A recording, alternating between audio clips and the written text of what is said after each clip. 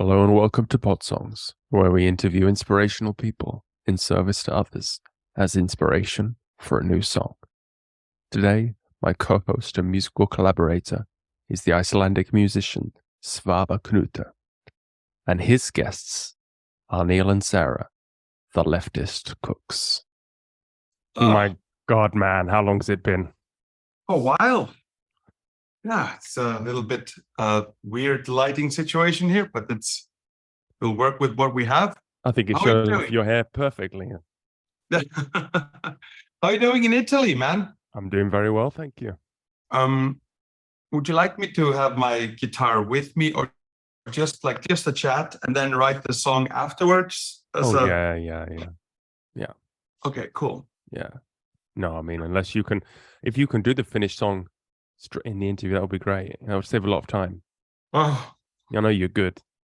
No. I mean, it'll take me weeks to write a song. Like it always does. But I have 1.5 hours. Okay, now. yeah, that's fine. Yeah. Cool. Because I have to pick up my boy from kindergarten. All right. So how have you been, mate? I mean, man, yeah, it's been a ride. Yeah. Man, I'm really proud of you, like what you're doing with this Podsongs adventure, and like you just keep going with the now and with developing yourself, and I think that's really, really admirable in this, especially for men in our age, keeping up with technology and stuff. It's not a given, No, but you've done amazing as well. I saw you on tour with a mini orchestra. When I knew you, just a man with a big man with a little ukulele, and now you're yeah. Well, the mini orchestra, we never got like that off the. It was right before COVID, right. So that was bad timing. Why did you do that? Yeah, I know. I had a manager that I was firing, in the process of firing, and he kind of got it in his head that COVID was kind of my fault. You're using this to get back at me. I'm like, what? Mm-hmm. Oh my God. Yeah, that really messed up, especially for you. You lived on the road for a long time. I mean, you were always on the go. Yeah, I mean, I don't make any money from from recorded music at all. It's completely, there's nothing there. No. I saw you're in a play as well. You're even branching out into theatrics. Yeah. I mean, I was doing the musical direction for this play, which was a lot of fun. Yeah. Director of music, or whatever they call it. Wow. Musikalische Leitung. Yeah, you're Everything in Germany sounds more aggressive when you say it in German. It does. It's like your second. Erdgeschoss. It's like your second country. You're always in Germany. Every time I see you on the socials, is in Germany. It's a market. It's like, when you work in Iceland, you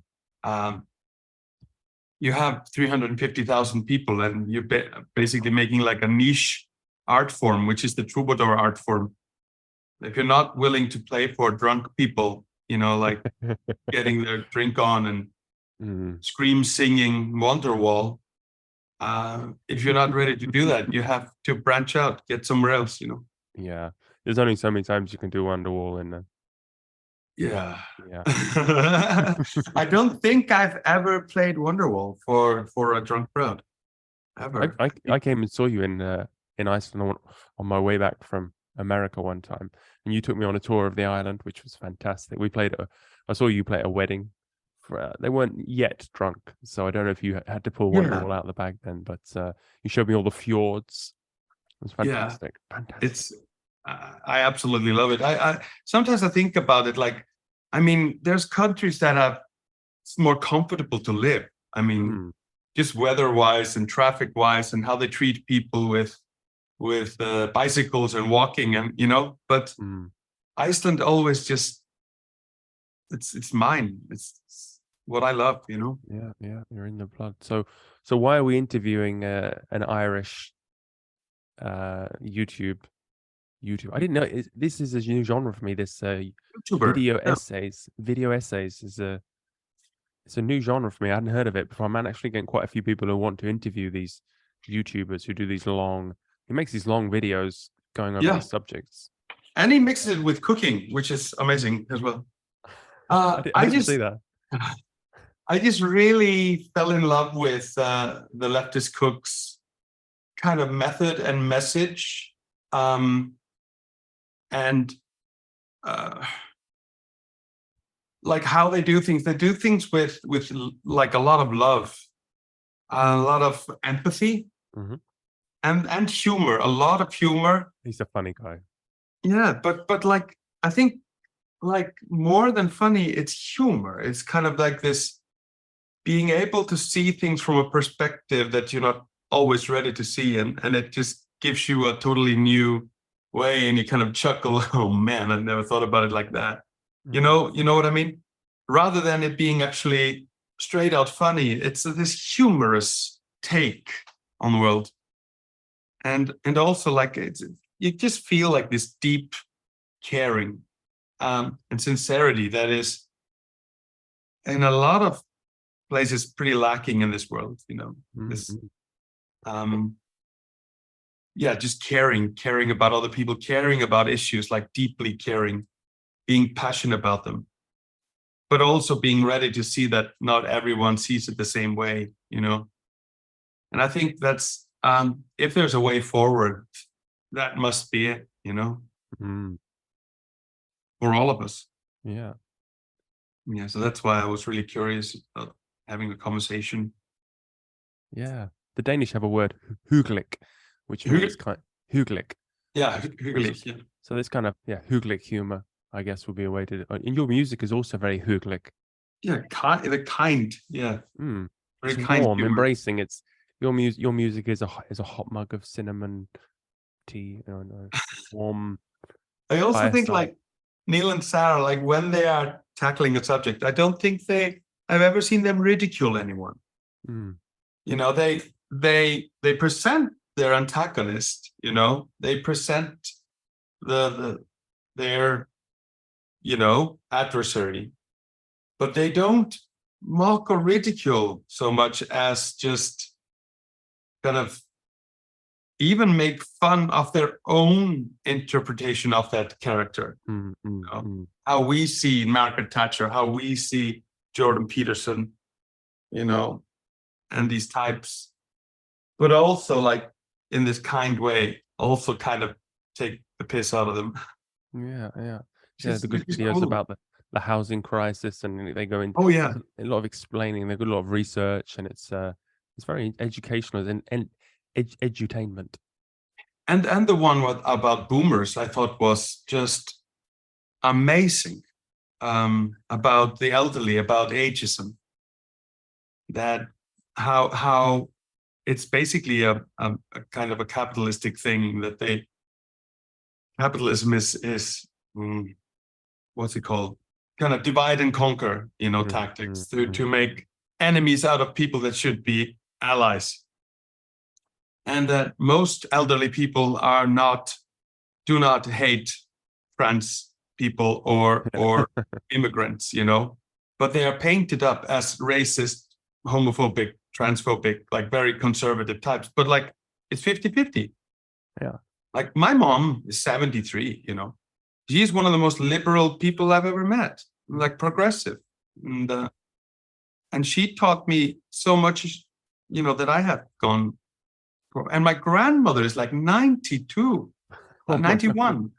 And she is also weirdly progressive for a woman her age, And even when she doesn't understand, she's ready to love.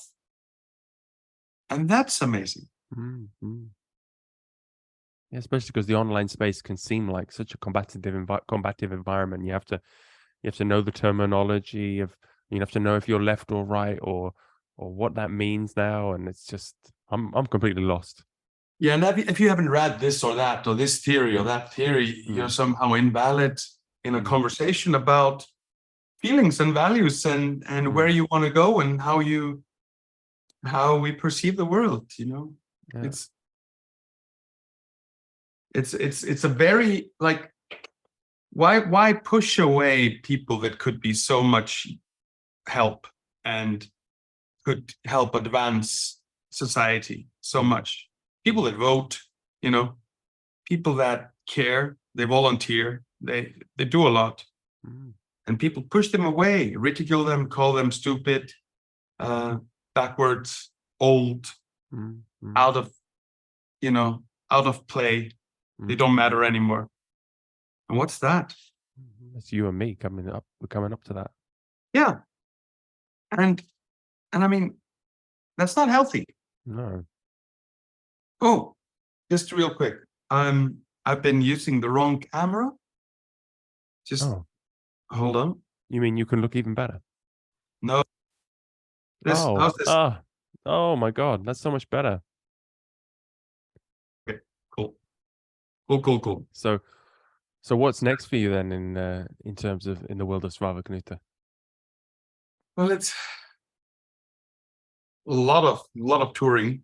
I mean, we have to catch up on touring, catch up on singing for people, showing up, turning up for people's lives, really. I've got an album coming up. I'm co-writing with some folks as well. So another album coming up there. All right. A couple of projects in the works. But yeah, it's pretty busy, but also I'm trying to also settle in here in our house, new house in the north. We moved to Akureyri, which is a town of 20,000 people in the north of Iceland. Oh wow. And it's really cozy here, really like calm, sweet society. Everyone knows everyone. We're all kind of, yeah. So what's that like for you when you fly in and out, because you've got an extra long leg to go? Yeah, it's there are flights straight out of here to Denmark, and I try to use them every now and then. Otherwise, I have to fly south and visit my mom and fly from Akureyri. No, from Reykjavik. Okay. So that's not too bad. It's a 5-hour drive. Yeah, you have a different metric because you're just so used to traveling. Yeah. But it does take a bit out of you when you're driving. Like doing a gig in Reykjavik, and then you have to go back, and it's like a 5-hour, like a total of 10-hour trip. Yeah. And you get like 500 euros or something for the work. And it's like, oh, you spent like 12, 14 hours on it. It's like, I don't know. It's a bit expensive. I can imagine. Yeah. And how many kids do you have now?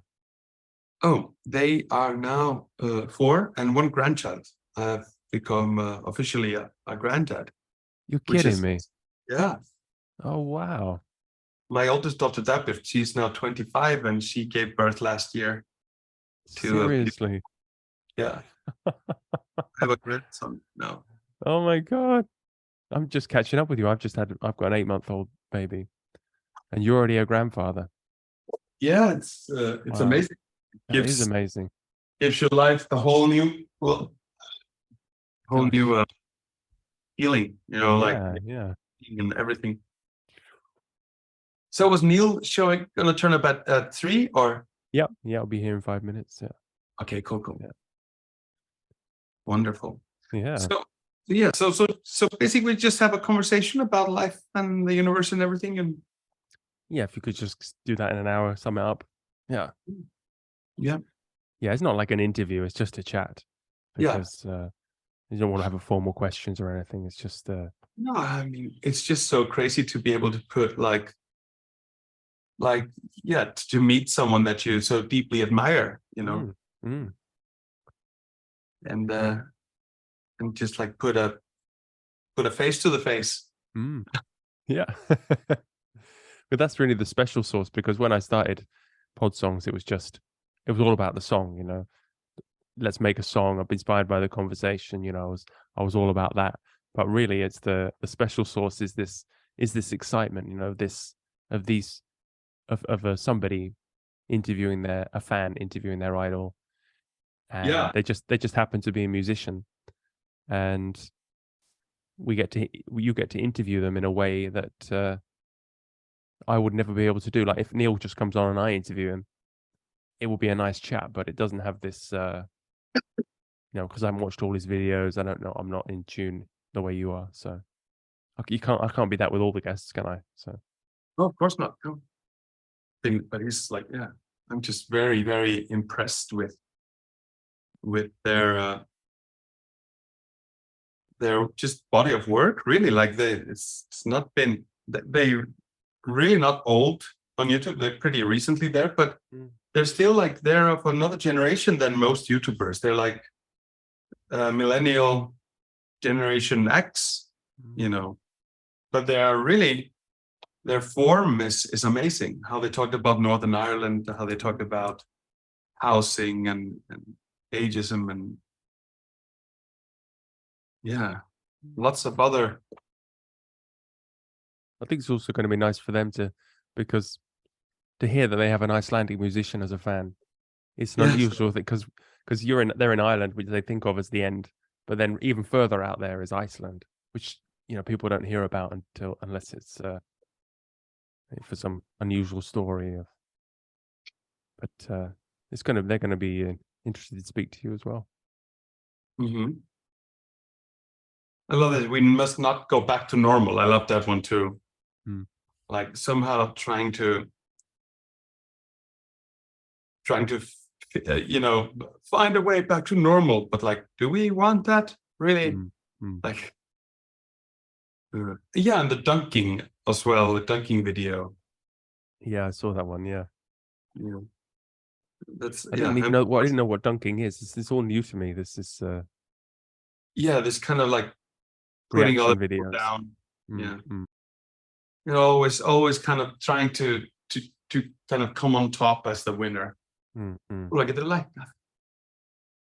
My son is watching YouTube videos. I just hope it's not coming through too much on the. No, it's okay. Audio. Yeah.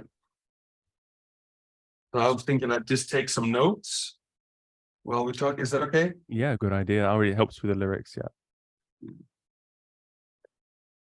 I was listening to all your music as well, refresh myself, and you've got some really full productions, you know. Like I say, when I knew you were just really acoustic, and now there's some big sounds in there. Yeah, I mean, I don't think I've grown so much as a musician, as more like socially made a lot more friends that I could ask to do stuff with me and kind of expand the idea of the song, because I always have like 2 ideas or 3 ideas for every song, and one of them is the simple one with the guitar, you know, or the ukulele. The other one has like a lot fuller universe, and I love that. Well, we have a full production team in Italy, so we can bring your dream to life. Yeah. Cool. Yeah. So where are you living in Italy? It's kind of opposite the Amalfi Coast. It's about an hour and a half south of Napoli. Oh, yeah, on the heel? Kind of on the shin. Yeah. Oh, yeah. Okay. Yeah. What's the name of the town?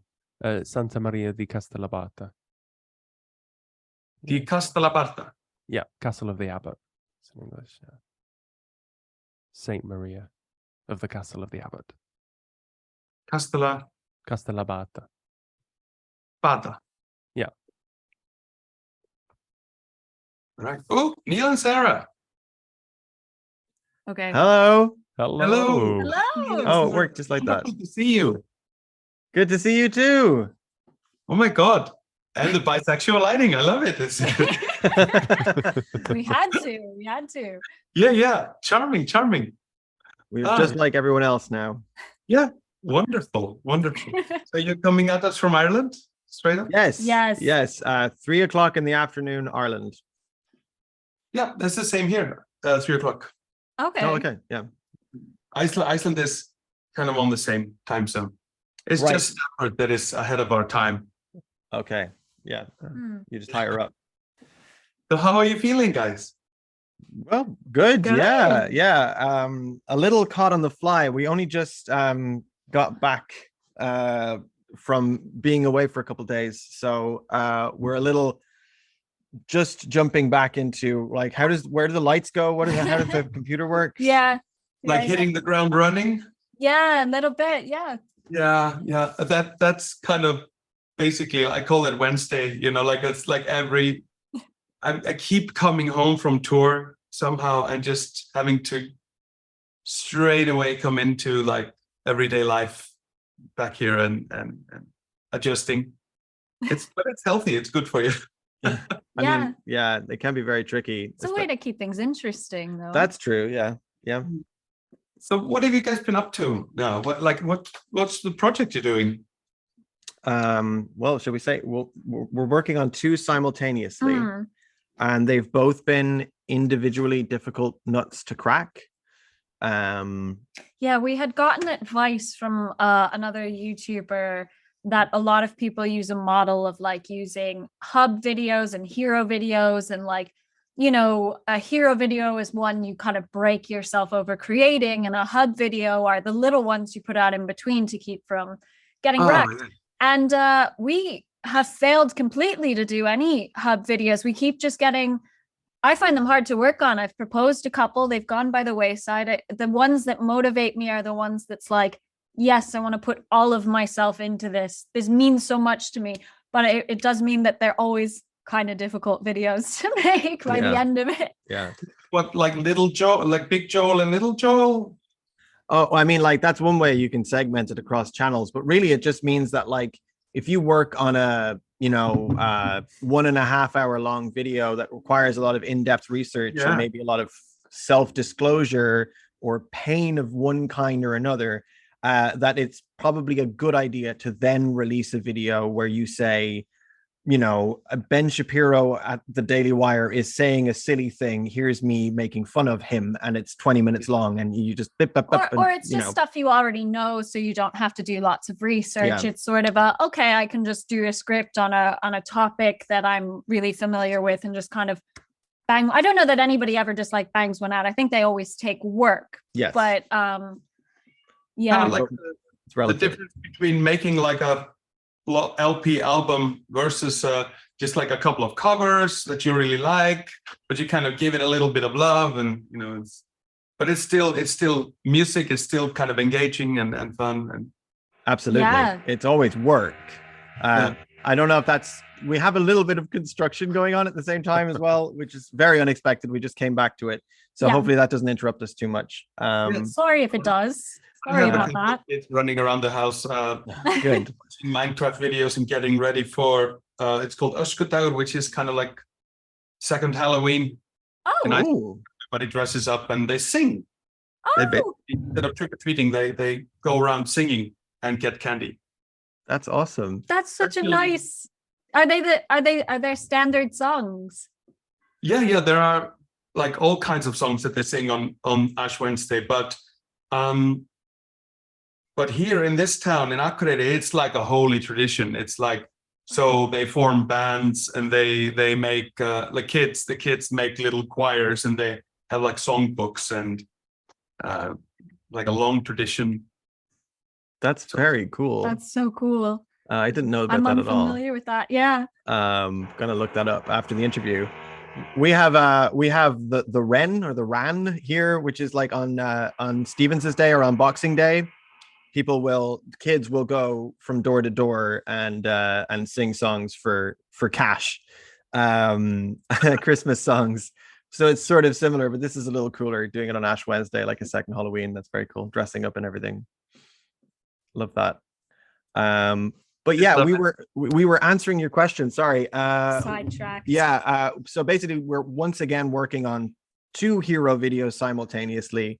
We sort of pitched one to each other, and so now we're kind of.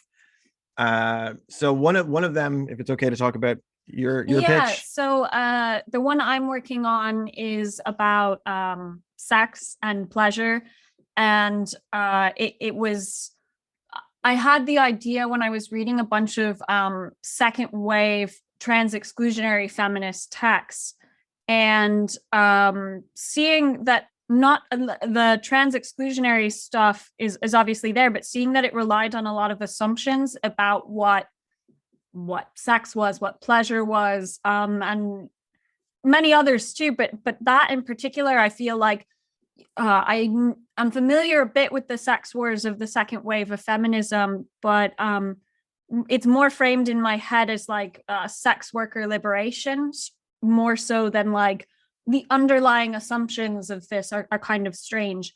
So it just, now it's become a behemoth. We're reading tons of texts and writing tons of things, but ultimately it's in true radical opposition to the hierarchies disguised within Puritanism and so like true radical opposition is to be like, sex is great, like don't take pleasure away from queerness, don't take joy away from self-expression. Not even sex is great, because that's more of the reactionary. Like okay, sorry, but more nuance than that. But it's hence 2 hours. I think I can see I really dove into it. Yeah. This meme with a guy with a like Charlie Day. I think we're a bit on an arc right now of looking at not just tearing down issues, but trying to like draw people's attention to positivity and pleasure and joy and self-expression. And so I think that's my aim with this essay. So I don't even think it could be like sex good, sex bad, but more just like, social assumptions bad, policing people bad, that sort of thing. It's a very layered topic, isn't it? I mean, one people think they peeled away, like, oh, now we reached the conclusion, and then oh, hold on, this is all assumptions as well, like, so we may need to like go deeper into the core, and maybe a lot of our that what we thought were liberated and really emancipated ideas were actually pretty colored by patriarchy. Yes, that's you're hitting the nail on the head. Absolutely.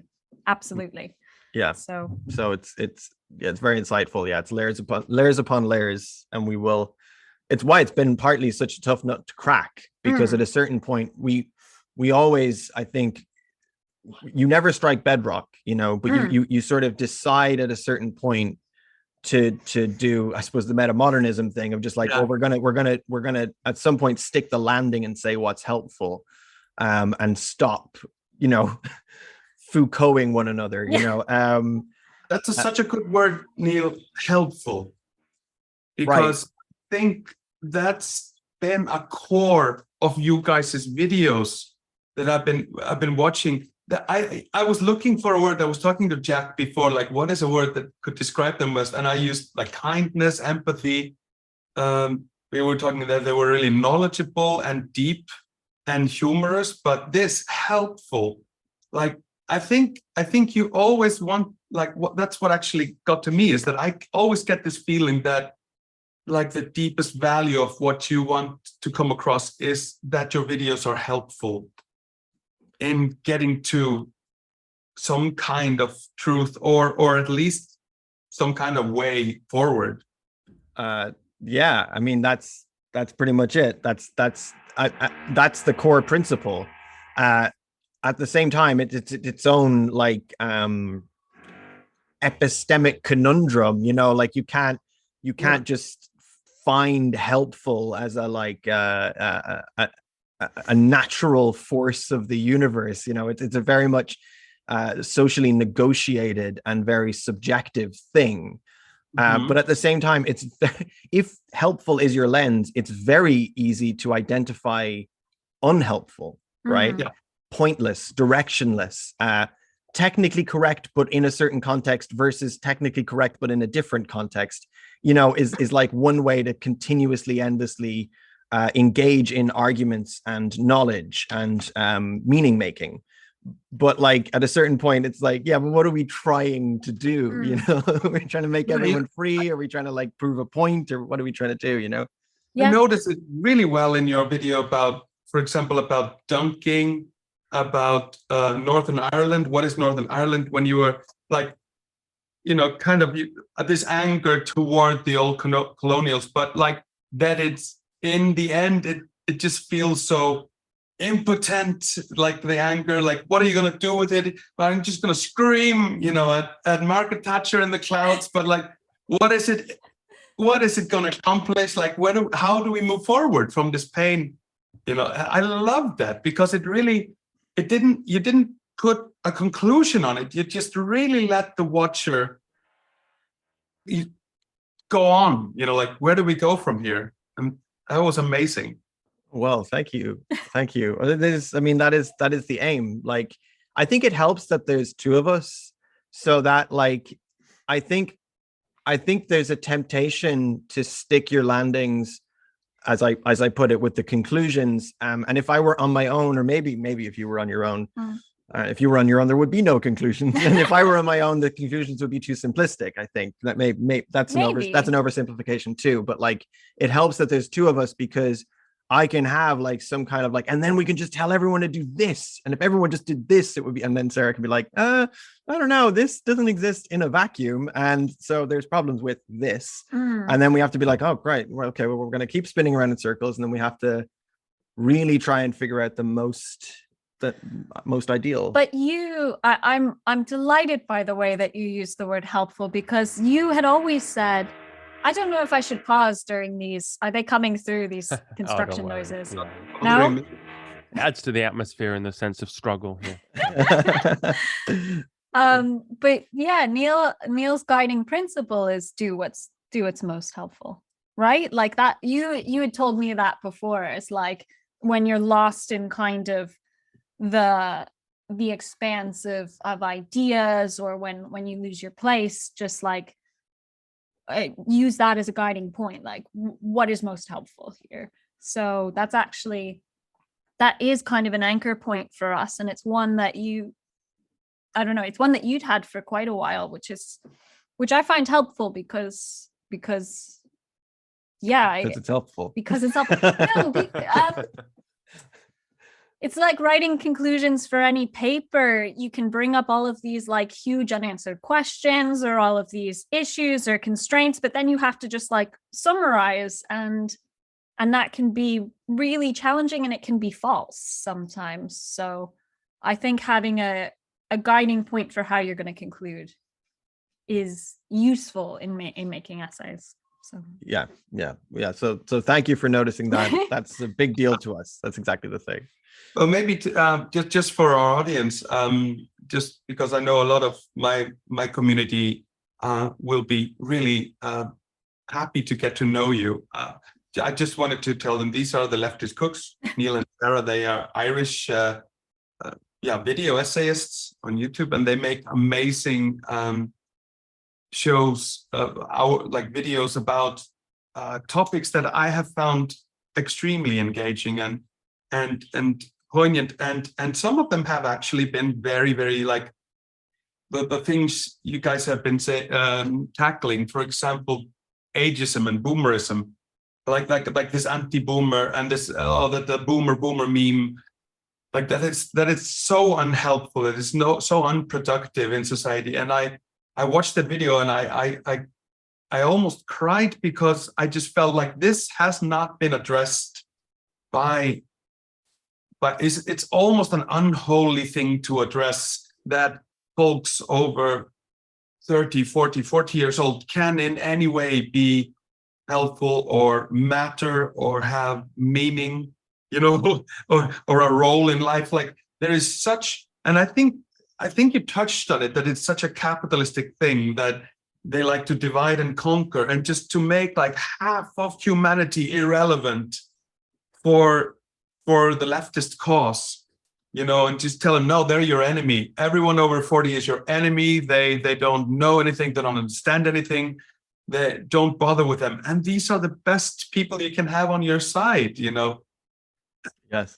And I think you're really in that video about like, we have to talk about boomers. I think you really like touched on so many points that other leftist content creators have definitely been, I would say, scared to address. I will go as far as to say scared for whatever reason. I don't actually disagree with you. That video, of all of the videos we've made, has gotten the most. We've gotten amazing comments on that, but we'll get tons of comments from people who don't watch the video, see the title, and then just leave a comment being like, no, I have no sympathy, they've sold us out. Or we'll even watch bits of the video and be like, it's what they deserve, they've sold us out.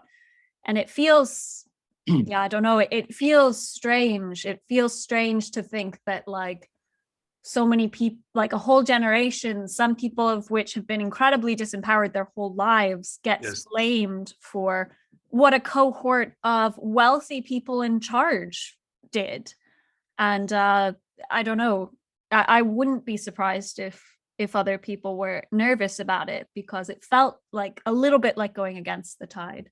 Oh yeah, I mean, well, yeah, it was one of Sarah's, but Sarah fought hard to make that one, so I was scared, and so I can definitely say that other creators would be scared to create that kind of thing. We've had conversations with other creators where they'll talk about, well, I would love to make X video or Y video, but just I have to wait for my audience to be big enough and sort of solid enough, as in like not permeable, a solid, continuous 100,000 people who will never betray me. And then at that point, I can finally talk about something I actually care about. And it really is like a real sort of, whereas we, for a number of reasons, maybe because we spur each other on, possibly because we have such a loyal, dedicated, and moved fan base, and because we have a sort of solid fan base on our Discord and on Patreon, and a nice feedback loop with our core audience, I think we're sort of emboldened, and we dare each other to make the essays that like that. Like, I don't want to make a hub essay. I just want to make the absolute thing that needs to be said. And with boomerism, and a sort to a degree with the video about veganism, which was also one of Sarah's, and then with some of the more arty, like I want to break the medium of video essays, the sort of ideas that I've had, all of those have been a case of, well, it's interesting because you said taboo, and I think I was just reading, because we're doing a lot of research about sexuality, and I was just reading Foucault's History of Sexuality, and he talks about how like censorship isn't just like the things you're not allowed to talk about. It's this sort of more complex discursive process where there are ways you're allowed to talk about certain things, and then there are ways that you are allowed to use euphemisms for other things.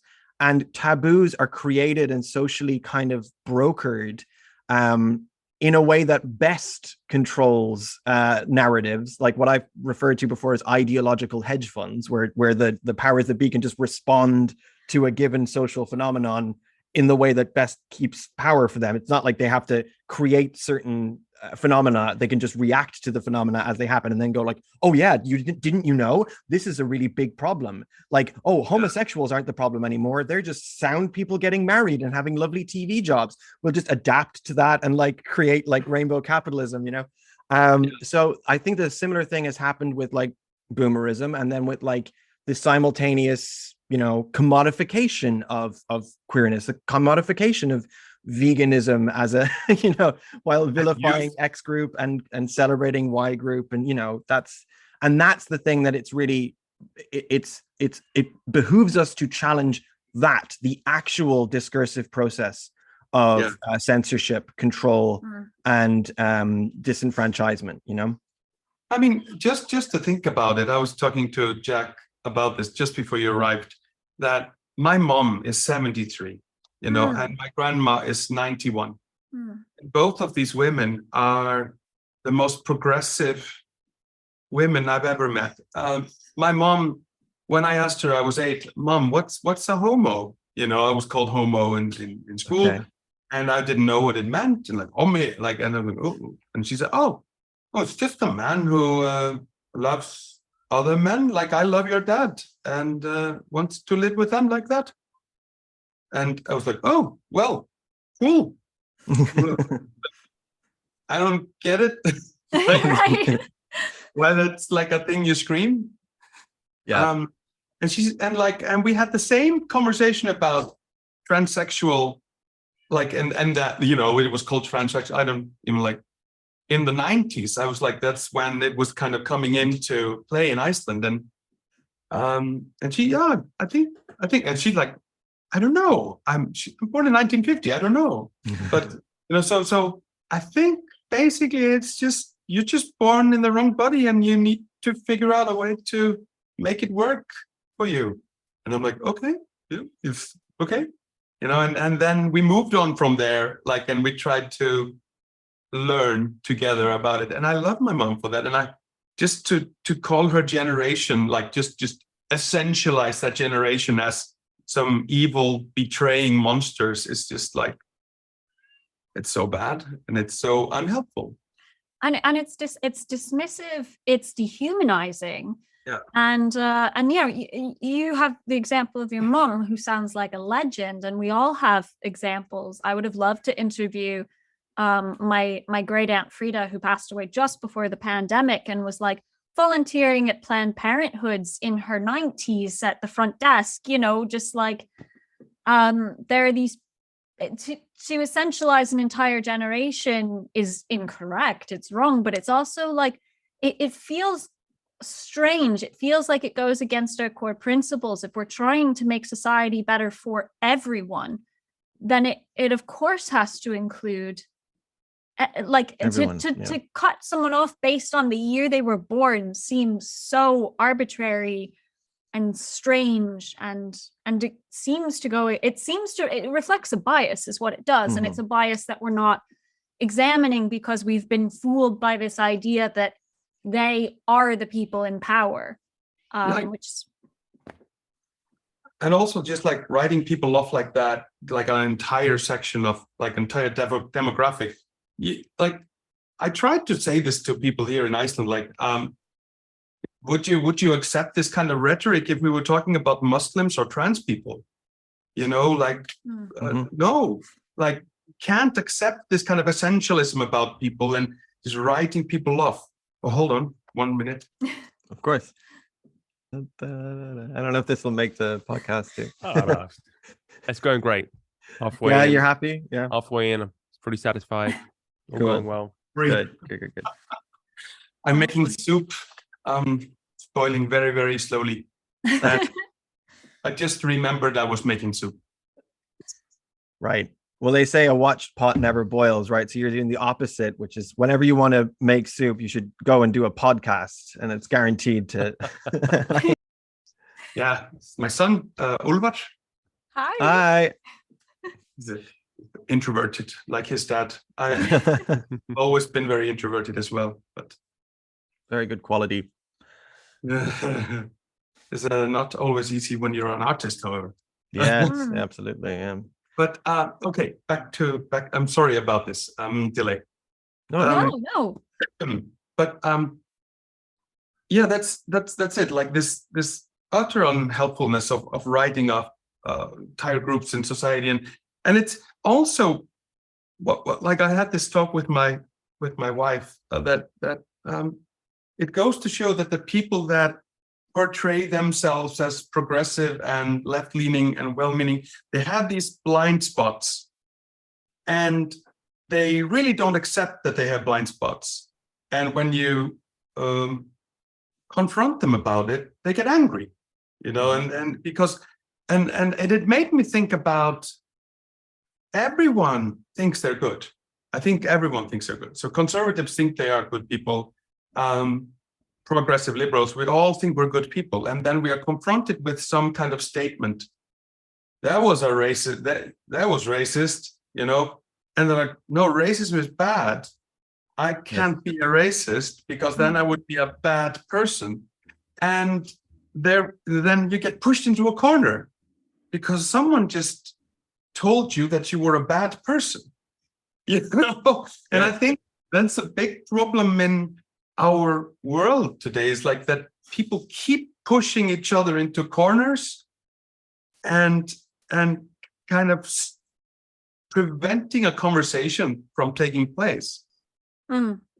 And I think in your videos, that's basically the point. Your videos don't take that step. You don't blame. Yes. Well, we try. I think we were lucky in that you have actually done research into internal biases, you know, implicit biases. I didn't do research myself on implicit bias, but a lot of the research I was doing required that I read like huge, you know, lots of background literature on implicit bias and how implicit bias works, because implicit bias was a huge issue in the work I was doing. We've got fair enough. We've got so we always, with that background, we always like we're working from the presumption that we have implicit biases, that everyone has implicit biases, that we sort of try to have a bit of an anthropological principle in terms of like state where you're coming from in the first place. Yeah. But I do think there's something quite, sorry, I'm derailing you, but I think there's something very interesting there. It was in actually research that we did for the veganism episode, where it's like, why do people dislike vegans, and why is this conversation one that we don't even really have, because there are all these weird cultural baggage, but one of which being this like idea that vegans are annoying. Where does that come from? And some of the theory on like this cognitive dissonance we feel between, but I'm a good person and this thing I'm being told is not good, and how do I rectify these two things? And I think probably something very similar happens with all of the discourse, with something like racism. When you show an implicit bias or show a blind spot and say something and get corrected, and you know someone is good enough to tell you that's actually a blind spot or that's a racist stereotype or something, you have the option then of owning it, changing it, which I think is the thing we all would like to think we would do. Yeah, you will. It requires a moment of recognition to say like, oh, I did something harmful, I was wrong. There's a part of me that's wrong in some way. Mm-hmm. I think from my perspective, what saves me is that I kind of accept that I'm imperfect. Mm-hmm. I accept that I have flaws that I have a problem with dealing with. I'm not, for example, I eat meat, you know, and I'm an Icelander. It's a kind of a hard thing culturally to let go of that. And so I try to reduce my meat intake, you know, but I realize, you know, it's a problem. But I also realize that I'm so flawed that I, you know, it's like losing weight. You know, if I was perfect, I would be skinny. I don't know, but I'm not. And it's and I think it's the same. I think people kind of need to accept their flaws and their imperfections, and that they are not always going to do everything by the book or everything perfectly. And I think that helps us out with not freaking out when someone points something out that is not perfect. Yeah, absolutely. Yes. That's the same thing when you point out to leftists, hey, you're being ageist right now.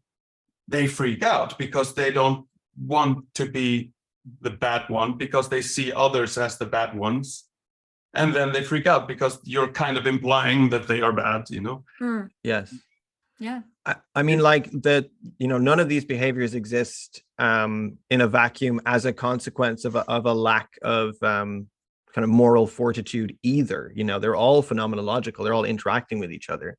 So it's kind of like trying to approach it from both ends in terms of both. Okay, so the biases start straight away. They start with you individually, subjectively, and they emanate out into your community and the way that your intersections might do things a bit arse ways, you know, and then it emanates out into the world. And then from the other side, I don't think a particularly good job is being done of calling people in. of creating an environment in which there is a socially scripted, even doable kind of process for admitting to a bias or a screw up, or the bit where you go, oh, I really have changed, I really am doing this now, and I really am pointed towards something helpful, and that affects the way that affects the possible for the individual, that which is possible, but it also affects the way that we interact with each other, because we're all sort of trying to keep company that is also pristine, and trying to be associated with categories of person that are pristine. And that is also like a way to like reinforce hierarchy, unfortunately. Absolutely. Because you end up hanging out with a bunch of white people, or you end up hanging out with a bunch of, people with a certain queer intersection, but not another queer intersection, because you think this other group are woke skulls, or they're unreasonable, they need some tone policing or whatever, and it's not the way to do it. The way to do it is to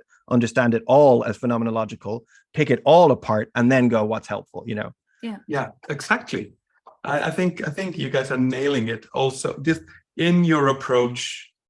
I think, and that's why I was so interested in getting to hang out with you just a little bit, is like just having a conversation about how like your videos are some of the most helpful videos into helping people reach this conclusion for themselves, rather than preaching the conclusion. And this comes back to Jack and I. Like Jack is also a musician, and we're both troubadours, like we follow this old troubadour tradition of traveling between villages and singing, although Jack has settled in Italy. Which is nice, isn't it? Italy. But when you live in Iceland with 350,000 people, you have to leave, play in. And in that's what I've been that's been my fight is to, when you're a musician, when you're a troubadour, you're expected to write progressive songs or songs that protest, or to help a social movement, or to put forth progressive ideas. That's kind of a par for the course in that. But at the same time, the curse is that you don't want to be preachy, you don't want to be over the top, you don't want to tell the rich people, they're taking the money, ruining the world, because it just becomes like a Yeah. You know what I mean? So I have, like, it's been kind of my quest as a writer to try to write songs that encourage empathy or self-acceptance, in this way, to try to get people to embrace grief, that grief is good, and maybe if I can get someone that has a hard heart, to grieve, maybe their heart will soften, and it'll cause them to adopt a more progressive stance. You know what I mean? Absolutely. Well, we know exactly what you mean. I couldn't agree more with you. Yeah. So that art, so that's a new purpose of art, really, rather than being this revolutionary, angry form.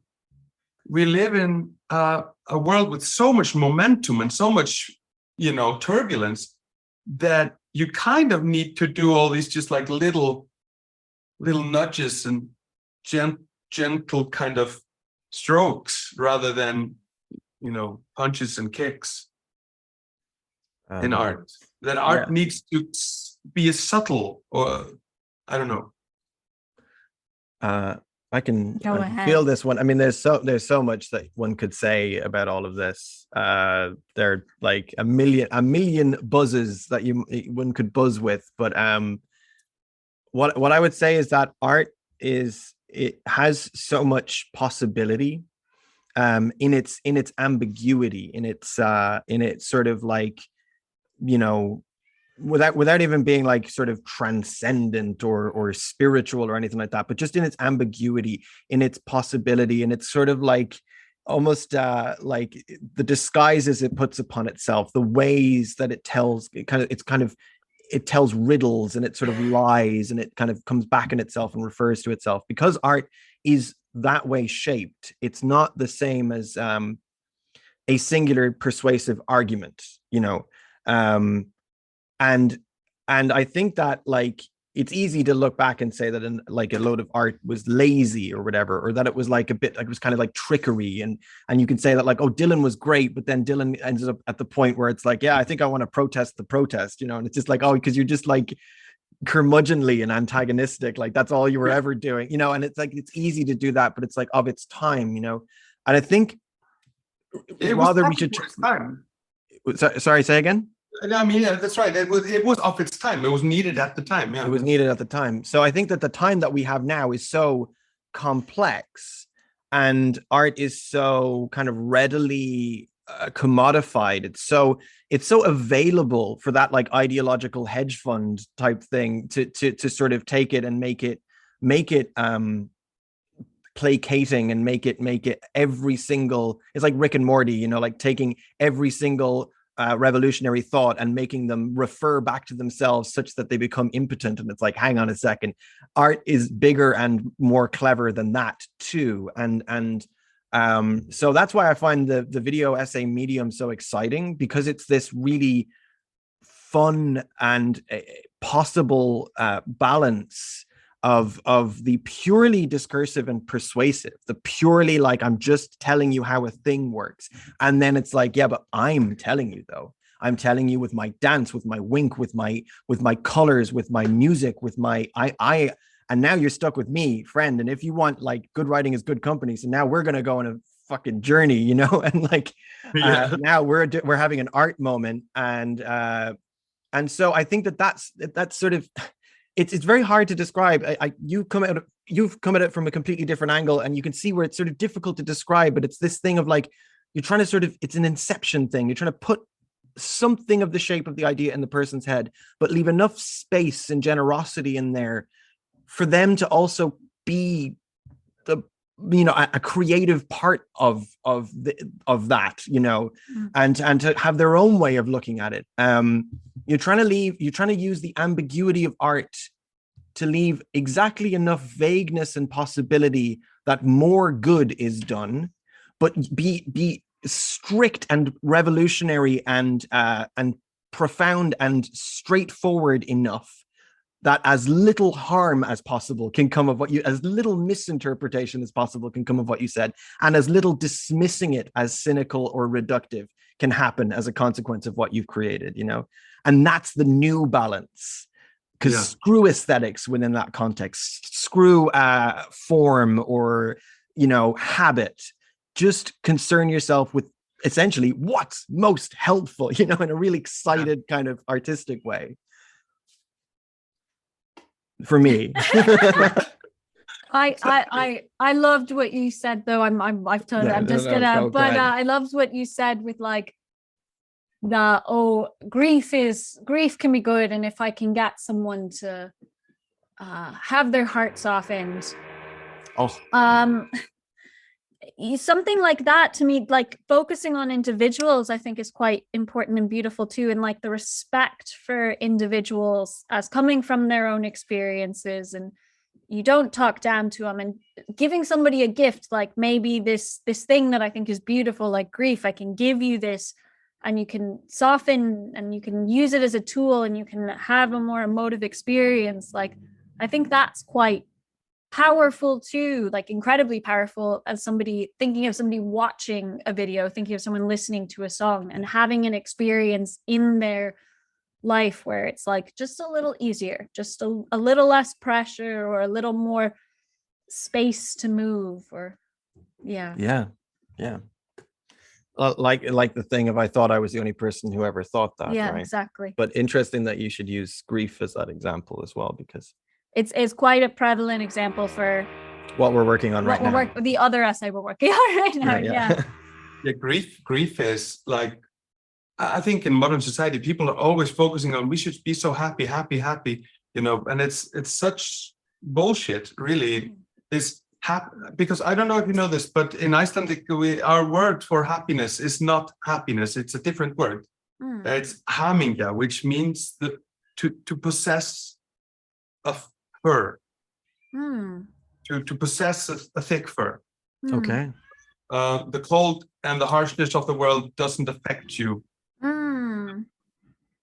But a man without fur is hamståle, hamslös, without fur, and then everything pierces him and everything hurts them. So a hamingjusamur is one with your own skin, one with your fur, and that is to be in the state of happiness in Icelandic. So you can be joyful, you can be laughing, but you can be an unhappy man. Yes. You can be laughing all the time, but it just takes so little to topple that. It takes little to take you off that state, but to be grounded in a state of hamingja means that you can stay stay joyful, although bad things happen, and that it's okay also to be sad, because you will rise back up because you have your skin.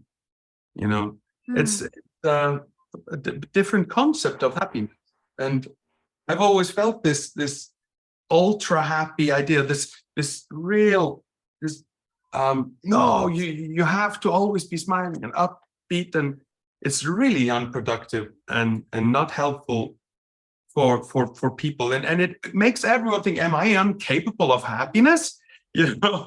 Because I keep getting down again, because you haven't done the groundwork on the inside, that becoming one with yourself, becoming okay with your flaws, keep rejecting yourself, then you don't have skin. You know what I mean?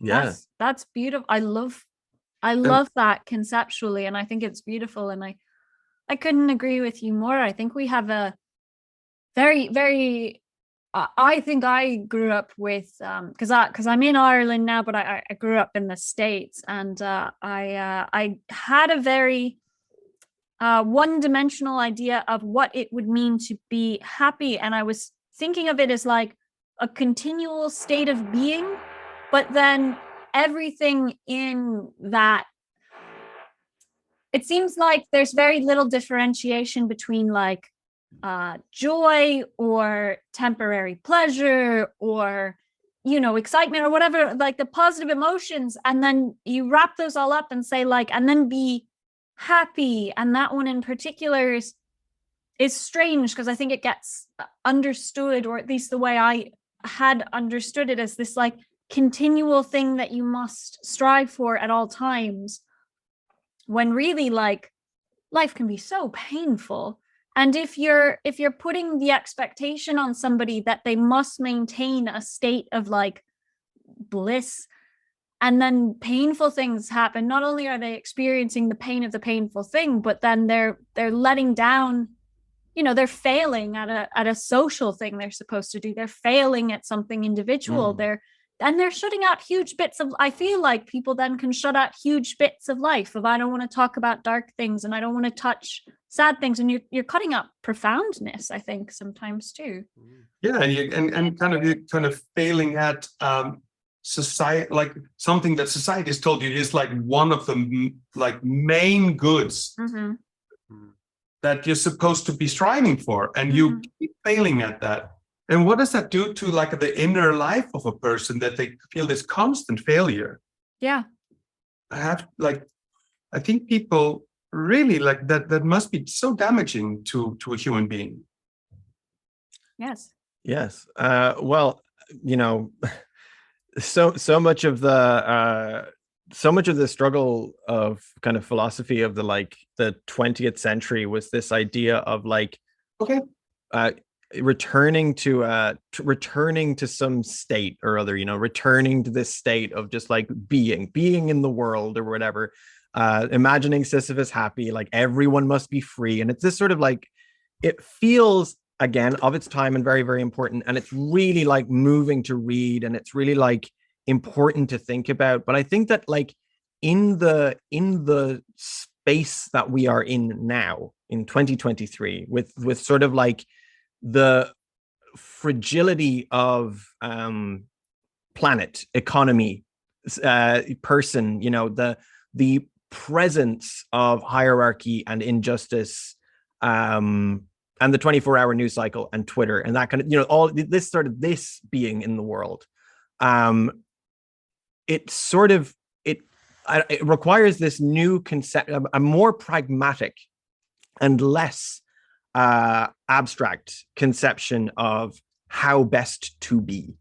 And one of the core tenets of that, I think, must be taking it very easy on yourself in terms of how you fail to be, which is something that's not necessarily missing from the existentialist kind of framework, but as the kind of like tends to be the most popular and most well understood shared philosophical perspective of leftists, particularly white leftists, like that idea of like they don't really emphasize this idea of, but if you can't manage to imagine Sisyphus happy, or if you can't imagine, or if you can't quite manage to just be in the world and take it easy on yourself, and you do have obsessions, and you do have failures, and you do have self-sabotage and substance problems, and frequent mental health crises. I mean, just remember, so does everyone. It's happening all around you all the time. And tomorrow you may pick yourself up and dust yourself down and continue imperfectly with strivance and with a kind of pragmatic sense of what actually comes next, what horror is most immediate. Have the long view and the short view simultaneously, and like engage with the fact that, maybe you did screw up, or maybe that relationship is truly over, or maybe death happens, but engage with it, because like it's all the being, not just this Zen beyond of being, not this like perfect peaceful place beyond once you've quote unquote figured it all out. It's happening now, That's such a good point. Also that like the diversity, it's all about diversity. Like it's in our flaws, it's in our imperfection. That's where the beauty of the human tapestry is to be found. Yes. Because if we were all just always the best versions of ourselves, it would be so utterly boring, and our lives would be so without the little conflicts that make it fun. I mean, I have a little bit of a racist uncle, and it's all in his nose. It's not deep, but he does sometimes in a party say something like, and then my aunt, she says, "Oh my God," she like breathes in, and then she's like, "Oh my God, Siegfried, how can you?" And then they kind of like, and I like it, it's okay. It's good. It's them being them, and everybody laughs at them that they are so funny that, oh, she is outraged, but it's like the outrage is also just in her nose, and it just gives the scene a little bit of color, I guess. I don't want to fix him, Sure. I mean, like that relates back to something that we were. Your soup is okay, by the way, right? Let me check. I've never had anyone make soup during the show, so I do apologize. It's making me want soup. Yeah, like, I had soup earlier on. afterwards, I feel even worse about having soup without You're the only. Maybe he's doing it ironically because it's the Leftist Cooks. I don't know. Yeah. It's the punchline in the end. It's looking really good. Okay. I'm sorry. I'm beautiful. Wow. Thanks for reminding me. That's okay. We're all in this together. I mean, it reminds me of something that I was going to jump in with ages ago, but again, there were just so many buzzes. I think like part of this, this kind of like pragmatism, and understanding like censorship and disenfranchisement for what they are in terms of like these kind of interactive systems, is the unfortunate reality of casting a wide net for your allies, as I put it. Like I think that there is an amount of kind of like I guess it's like Puritanism, right? It's like a kind of, or almost like a leftist chauvinism, where it's like this is the way that we do it, and I think that that's completely fair. And I think that like the problem is there's a difference between engaging in like a framework surrounding the world, like a discursive framework surrounding the world, because it's literally the only one there. Like, so you have like American hegemonic brainwashing, or you're like, I'm a liberal, because that's the thing you are when you're not a conservative. Engaging with that because it's the only available option and you've never thought of anything else is substantively different to doing all of the work, figuring it all out, going, oh, okay, I'm way down here and then I'm an anarchist, you know, I'm way left wing and holy shit, we need to blow up white supremacy and hierarchy.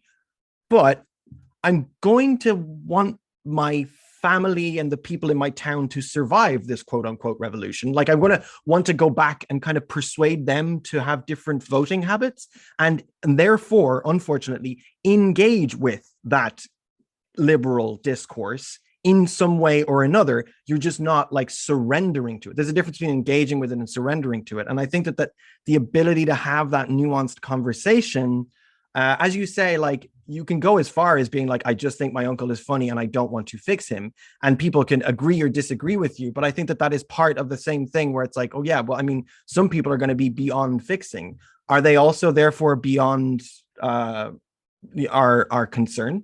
You know, are they just beyond our like conceptual reality? Do they in fact cease to exist as entities with agency because we have a better value system? Like that is what leads to fuck boomers wholesale. You know, it doesn't work. They continue to exist. I just love them warts and all. You know what I mean? Sometimes you just have to love people warts and all. You know, and just say no.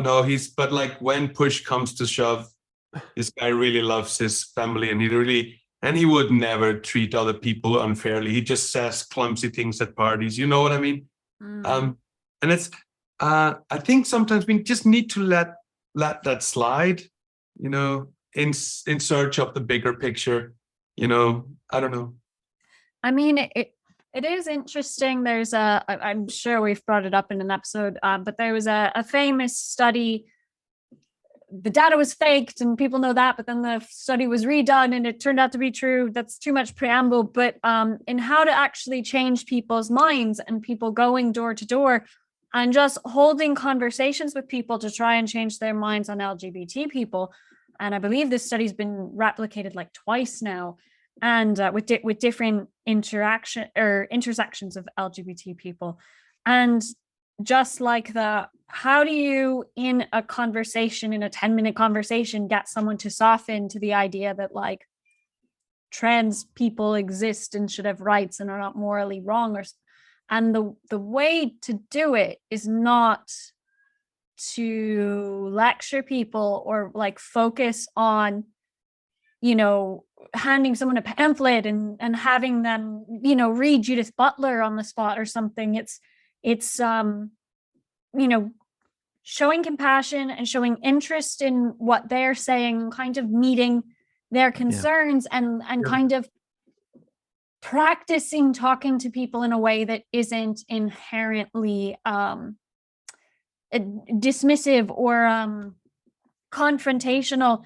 And I do think that's going to be important, because while I'm, you know, I would have a hard time doing that, for the record, if I got somebody who was transphobic or somebody who was saying something racist. It's like very hard to just be like, oh, okay, yeah, I see that you think that. Like, can you tell me why do you think that would work that way or something? I would have trouble, but I do think that we probably all start somewhere, and I'd like to take everybody along. I'd like the world to get gentler and kinder, and part of that will be having difficult conversations with people and persuading them gently, and recognizing that people are at different stages along the path. And the worst thing you could do, I think, is slam the door on somebody and be like, that person is beyond saving. There are obviously some people who are just, you know, overtly, you know, they're in the KKK or whatever. I know that's you know, there are very few people who are actually in the Klan who, you know, but who are beyond saving. Yeah. But we have to do our best, right? We have to do our best with recognizing people gently and recognizing and meeting people where they are. Yeah. Well, yeah, it's exactly, because it's with a view to what we originally were talking about anyway, which is that, like, if we are to examine our internal biases, and if we are to, like, kind of have, like, you know, because white supremacist structures do proliferate through, like, different, like, leftist in-groups, you know, online leftist reinforce all kinds of hierarchies. You know, like there are plenty of European Marxists on Reddit as we speak who are like deeply misogynistic, you know, or transphobic, you know, and like these hierarchies do reinforce in social groups. And so we should be like more vigilant about that, but more, I suppose, like have a means to dismantle it, which is like, okay, so everyone can talk to everyone. There are individuals within that space that are like, you know, where you can interact with your racist uncle, but Sarah couldn't interact with your racist uncle. So there are different people within that, you know, like that's good. That's good, that difference, you know. So we can have different discursive processes taking place. But it is, as long as we kind of keep in mind that it is with that aim to actually dismantle the whole flippant hierarchy thing in the first place, to make it less easy for things to be rigidly segmented off, and therefore one thing is considered better than the other, you know, because that's where they come from. I think that's, both of you made such beautiful points. I'm just like, I'm gonna sit now for like a couple of hours, just go like, oh my god. But that's like, to meet people where they are, that's such an important thing. And I think we also need to embrace the fact that I am not ready to have every conversation. Topics get me too heated, and I will lose my composure, you know, and I might embarrass the person I'm talking to by using too harsh a language because I get too passionate about the thing. So, I mean, but I can laugh with my uncle and say, "You're such a silly goose," and I punch him in the shoulder, and he said, "Oh, you know, I'm," you know, and he kind of backs off, you know, like, "Oh, you know, there's," and then slowly kind of he gentles. So that's why kind of I think conversations need to be had sometimes by people who are not direct stakeholders, you know, like interlocutors or some, I don't know. Yes. The whole thing you were talking about with leading people to water, but not forcing them to drink. Just letting them find the conclusion. I love that. I think because it's meeting them where they are. Also, you're not forcing them to the conclusion, just telling them, well, you know, this is your situation. Here's, you know, this will take us there, you know, and you're smart. You figure this out, you know. Yes. Well, it's also useful because it's not like Neil or I have answers for a lot of the things either. We're just individuals, and we might have an idea, we might have an answer, but like dealing with, when you're talking about discussions about big social problems, or it's like, who am I to be like, so this is what we need to do? If any of us could just like do that, this is what we need to do, someone would have done it already. There's a figure of speech in music when you're tuning, and you're kind of in the place where you really don't have time to fine tune your guitar, but you kind of have a rough tuning, it's gonna work. So you say close enough for jazz. Yes. Yes. So basically, I sometimes think someone has a, you know, their opinions are close enough for jazz. You know, I'm not gonna bother. I'm not gonna try to fix more. I'm just like, yeah, man, you know, you're not one of the ones that needs more work for now. Like, we're in a cloud here, you know, and there's bound to be people all over, you know, the spectrum. And but we're close enough. We're close enough. So let's focus on kind of getting the people further from us. But I think sometimes the left falls into this trap that everyone is trying to unify the cloud into one pure color. That is like, this is the right position, everything else is not right, and I'm further to the left than you, so you are all worse than me, which causes no small amount of grief and pain, and I think in the end alienation of people that might have been really good fighters for the cause, but absolutely get pushed back out. Really, like I've seen people fade out of leftism because of this tendency of ours. I mean, people reply. By the way, I will say my dad says close enough for jazz all the time when we're tuning up instruments. So it's amazing to take that and kind of plant it in the, as a metaphor here. It's amazing, and I think I will be stealing that. So thank you very much. I'll have that.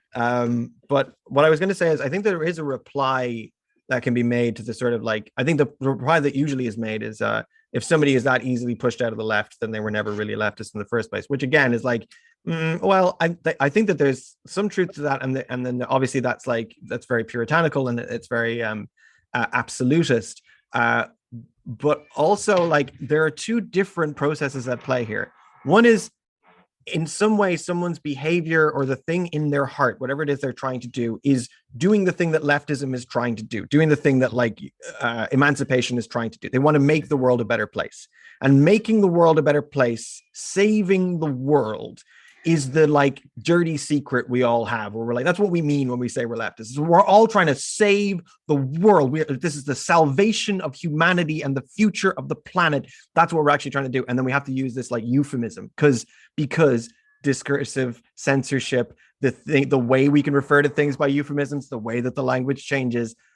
So then you have to say, okay, well, you don't fit into this category. And now what you're actually moving away from, a person who has not had a warm enough welcome in the left, is a peerage, a group of people that weren't nice enough to you.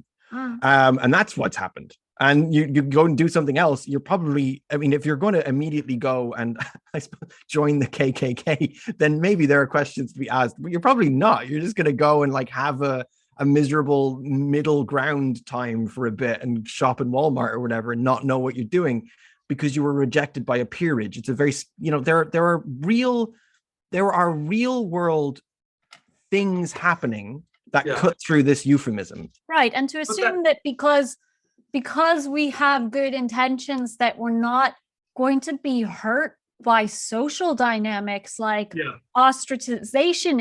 It's just it almost makes it if you're cynical, it could almost paint a picture of like, this idea of, well, we're so right that we should be on the pedestal and there's no room for imperfection. And it's bringing it back to what you were saying earlier.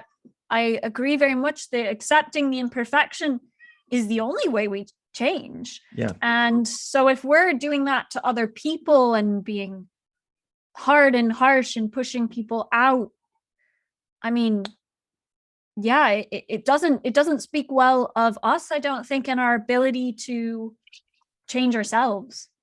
But I think that's such a good point, Sarah. Also, and I think you both make really good points on this. Both with you need the strength of character really to you need strong bones. I'm human, and when I get pushed and when I get ostracized and stuff from people, I really don't want to be part of that group anymore. We're still children. We're still the little kid in the kindergarten. You pushed me. I don't want to play with you anymore.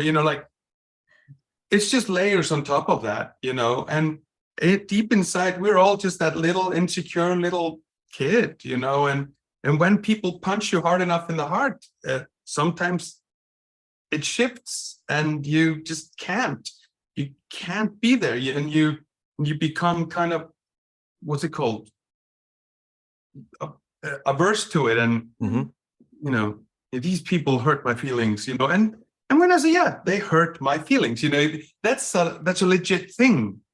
My feelings got hurt, and that is a real thing. And I think a lot of the time, like we look at people on the right and say, so your feelings got hurt. They say this, and they're like, oh man, that's so typical right wing, like those lefties and their feelings. And then we turn right back around and say, well, your feelings got hurt. Yes. Yeah. I think we need to be mindful that people are fragile, and we are. I mean, I'm a big guy. I'm 47. But I'm still fragile. You can hurt me. Yeah. It's easy. Yeah. Yes. It's easy to hurt people. It's harder to actually embrace them and meet them where.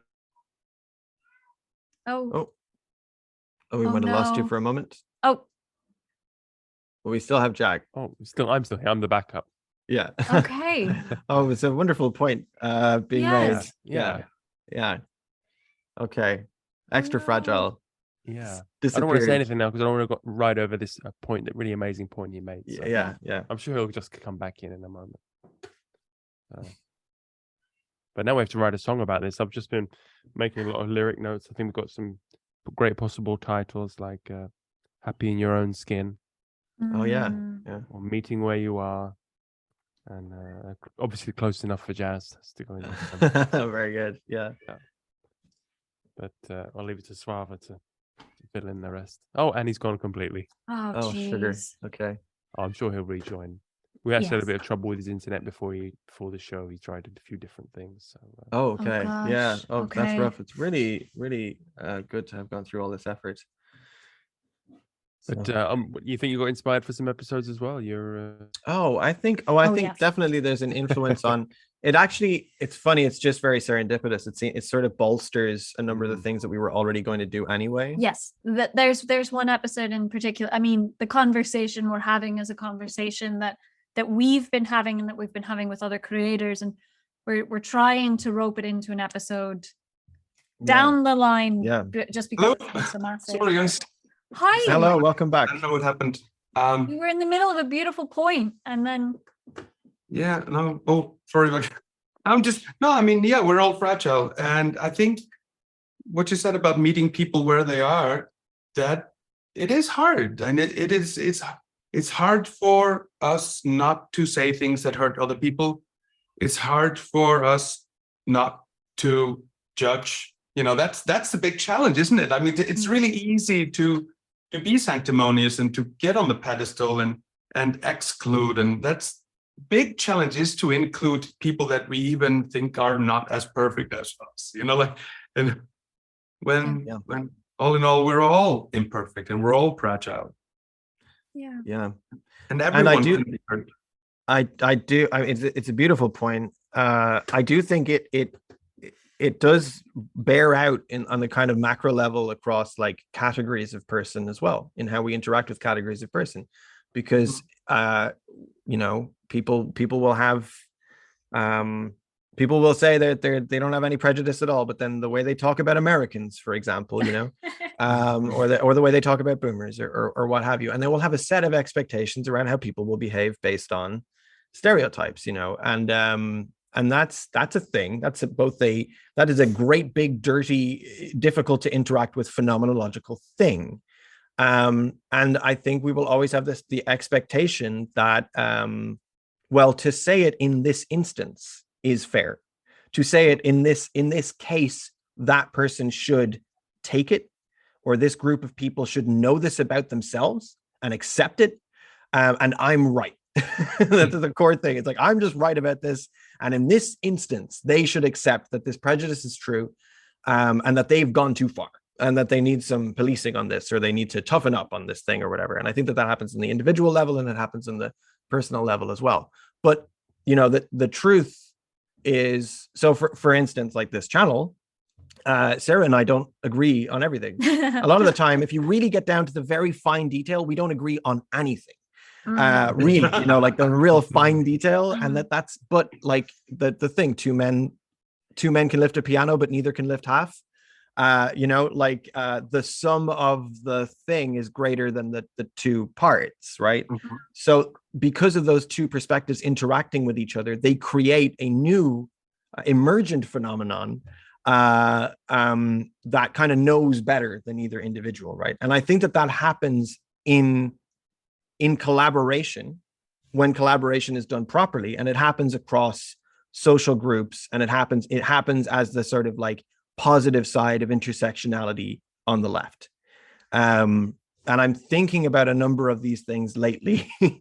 Just the way that, like, if we start to accept the dirty, impossible to disentangle nature of like character and culture, such that it's like both incredibly bad and incredibly good, and it just depends on the thing. If we sort of accept it into the overall, the kind of meta culture, then you can have this like collaboration that's bigger than the sum of its parts.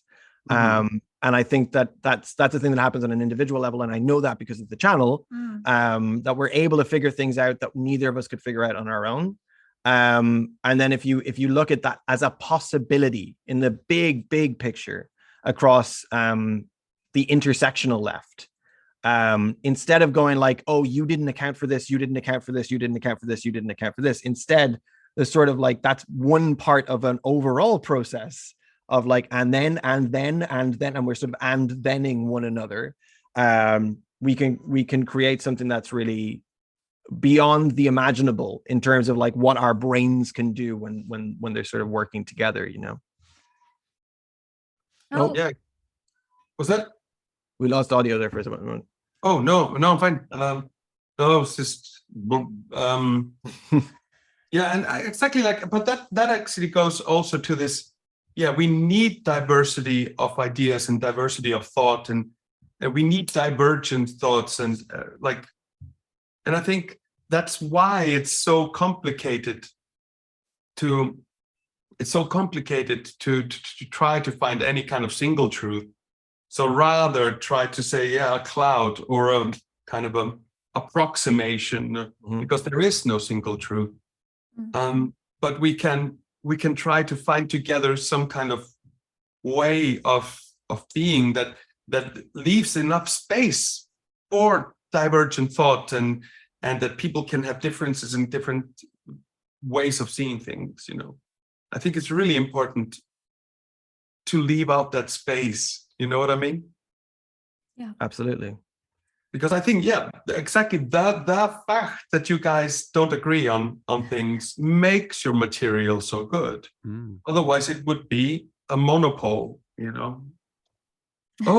I had this sentence. They said always like, "Don't hate the player, hate the game," you know. And they say this about the music industry, and I said, yeah, I don't hate the players in that game, but why do they always force us to play Monopoly? Like when we could be playing Dungeons and Dragons. Yeah. It's a much more fun game to play for the whole family and friends, you know. And if music was the music industry was being played like Dungeons and Dragons, we would have hundreds of thousands of actually nice middle-class musicians living a nice life, rather than one Beyonce for every 20,000 starving artists. You know? Yeah. That is very interesting. And another point that I wanted to just like maybe just plant in your heads and maybe get like feedback on you about. People talk a lot about Spotify as a platform that is disenfranchising musicians and taking money away from them. But I was thinking about another problem about Spotify and the streaming service kind of problem, is that playlisting is deeply what's it called? The word it excludes all peripheral languages. Okay, yeah. So Icelandic, Inuit, Faroese, Sami, Swahili, you know, all indigenous languages, all Aboriginal languages are excluded from mainstream Spotify playlists. So most Spotify playlists only accept English spoken, English songs, right? Wow. And a couple of them accept German, Italian, and Spanish, you know, and French. These four, you know, and of course there's Thai, you know, there's like these Chinese, you know, these major languages. But all small languages, all the languages with less than 1 million people speaking them, don't get space on Spotify. So basically what's happening is a slow, I would say, cultural genocide of peripheral cultures and their languages, that people cannot anymore. If you are Sami, if you are from Greenland, if you want to write in Gaelic, you know, your language is no longer valid in the mainstream music industry, and 20 years ago, you could be a Sami artist, a Greenland artist. And I have some friends in Greenland, they make music called Nanuk. And I have Sami friends as well that play yoik music. And Wow. their music does not get any place on Spotify. Mhm. They used to sell tens to hundreds of thousands of CDs. Mhm. And they used to make quite a nice living off selling CDs. Mm. Now they're all broke, and they are, and their music doesn't get streamed and it doesn't get playlisted because of the language problem. And I Right. think this is a really serious issue because it's taking away all of these peripheral languages, all of these ways that all these smaller cultures have of describing the world, and leaving a handful of languages that are valid in the world today. Of course, the same is with YouTube, Yeah. you know, but still you can have a Sami YouTube channel and like the Sami community will kind of gravitate to it. But that's just the same for Spotify. You cannot sing about your world anymore in your language. Yes. And I think this is, if you think about how much is contained within a language, Mm. an entire world is contained within our language. Icelandic has less words than English, much less. I think we have like a third of the words, Right. because we have less nature, like we have less animals, we have less plants, we have less concepts of commerce in life, you know. But what we do have describes this Yes. Yes. as we have it in our world. Yes. We have words about how, you know, ice melts that Danish doesn't, German doesn't, you know. And we have words for being hungover and drunk, you know. We have 70 words about how drunk you are, and it's like a hierarchy of drunkenness. Amazing.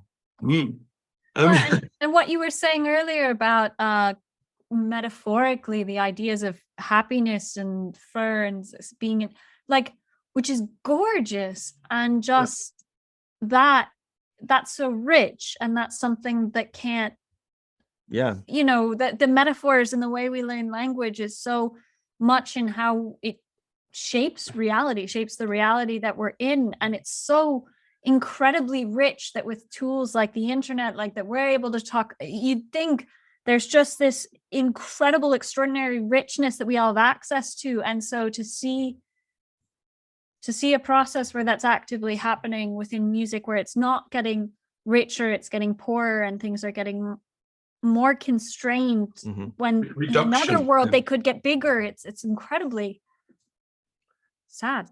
Yeah, I think that's something I don't think anyone has actually addressed yet.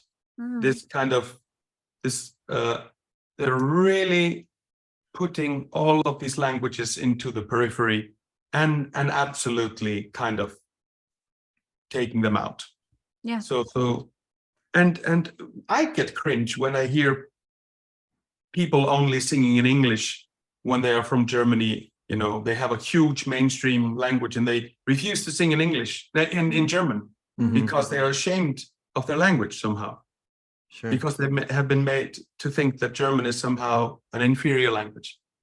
Yeah. And the same with Icelandic. I mean, I sing half Icelandic English, but because I want international audience to understand what I'm singing, but I also, some things I can only sing about in Icelandic. Of course. Yeah. Yeah. And my Icelandic songs have almost no streams, and my my English songs have all of the streams, you know. So that's a, you know, when people bought CDs, they would buy all of these songs, and it would make sense to write them and make them into a product, but not anymore. So yes, I don't know what can be done. Well, I mean, you're just putting the idea in our heads, right? I'm gonna think about this more.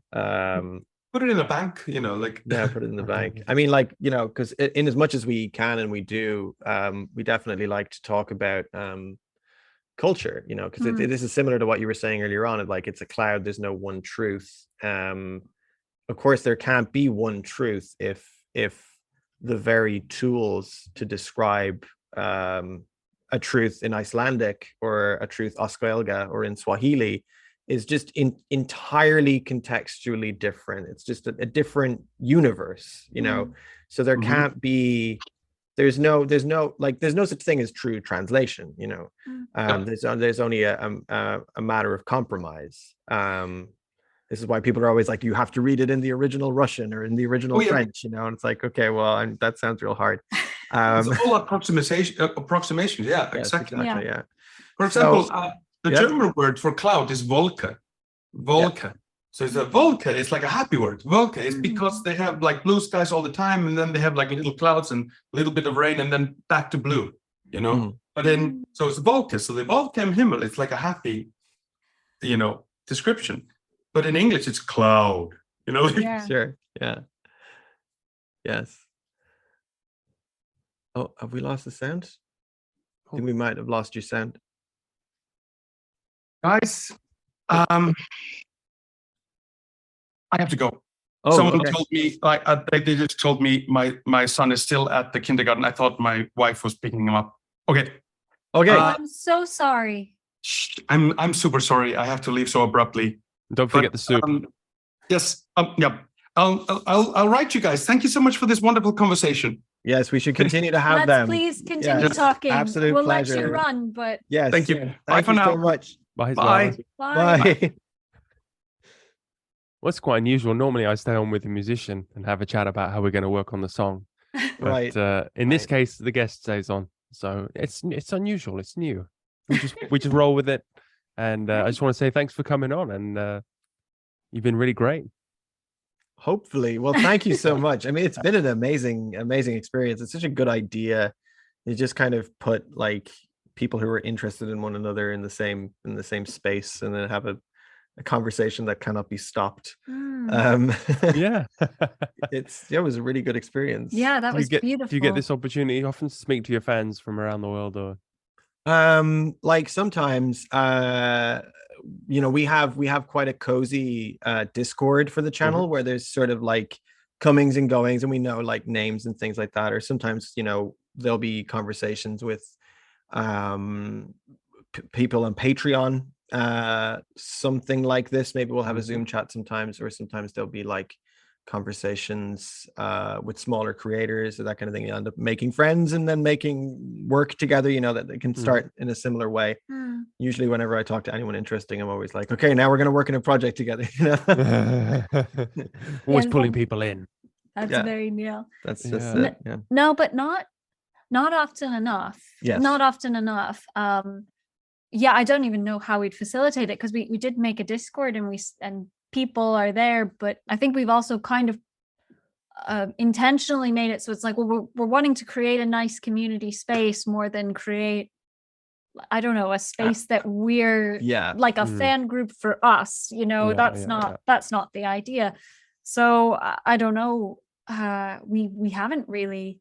It's a nice thing about being a YouTuber in that nobody's ever, like, we've been recognized a handful of times ever. And so and we're still baby YouTubers, but even so it wouldn't be likely that someone would like that we get to talk to somebody. Yeah, exactly. Yeah. So you can still walk down the street, no problem. Yes. Yeah, very much absolutely. so. Yes. Yeah. And is there a particular subject that would help you with the song? Like, you have a project coming up? Because we're just going to go with, you know, what we take from the interview, but is there some way we can serve you with a song that could help you in one of your videos? That's really interesting. I mean, I think you don't have to answer straight away. You can let it. Yeah. I mean, like, I think you know, we use music quite a lot on the channel. And you know, we also use kind of found art a lot on the channel, you know, where something will be, it's particularly like, I like that, you know, like coming across a piece of media and then just like shamelessly shoehorning it in, or just like constructing the thing around it in a sort of like subconscious subliminal kind of way, where it's like, oh, it makes its own kind of strange sense. So I think actually just full tilt in whatever direction it goes is ideal.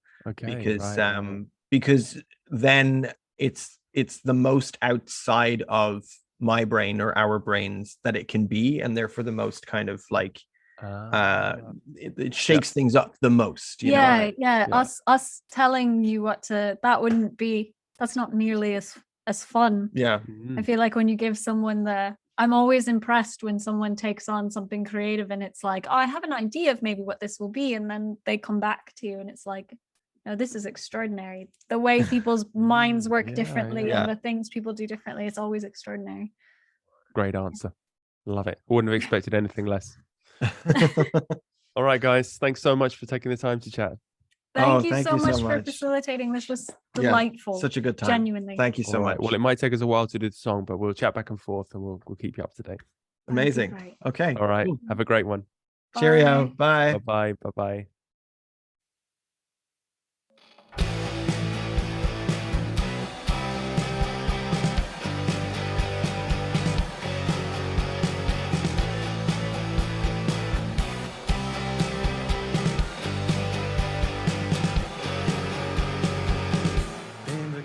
By the larder, I found an ancient book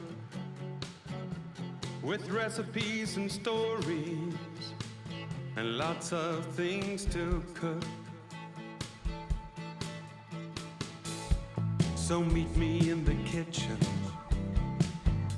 we'll brew some nettle tea, then put on silly aprons and get busy, you and me. I'll meet you in the kitchen, I'll meet you where you are. We'll bake something together. Why stop now? We've come this far.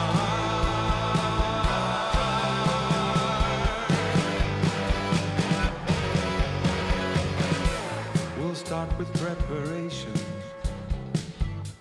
and gather what we need. Once all is on the table, we're ready to proceed.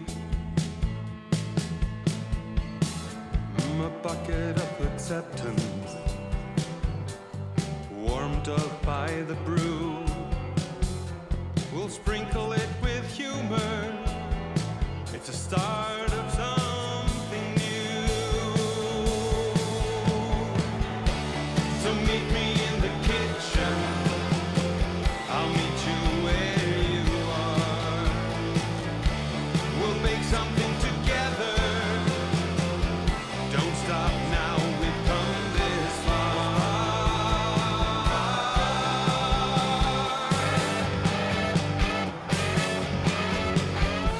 So easy on the ego. In fact, just let it be. It does nothing for the flavor. Replace with empathy. Mix it up and let it simmer. Don't burn and don't reduce. A heart all charred and scolded is not of any use. So meet me in the kitchen, I'll meet you where you are. We'll make something together. Why stop now? We've come this far.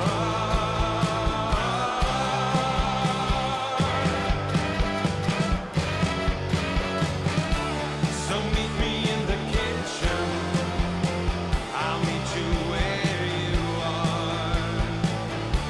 We'll make something together.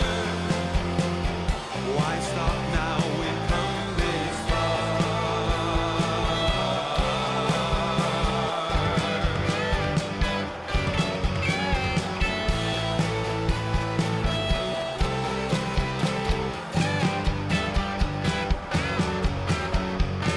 It's a journey of perfection, the culinary art of baking a confection to heal the human heart.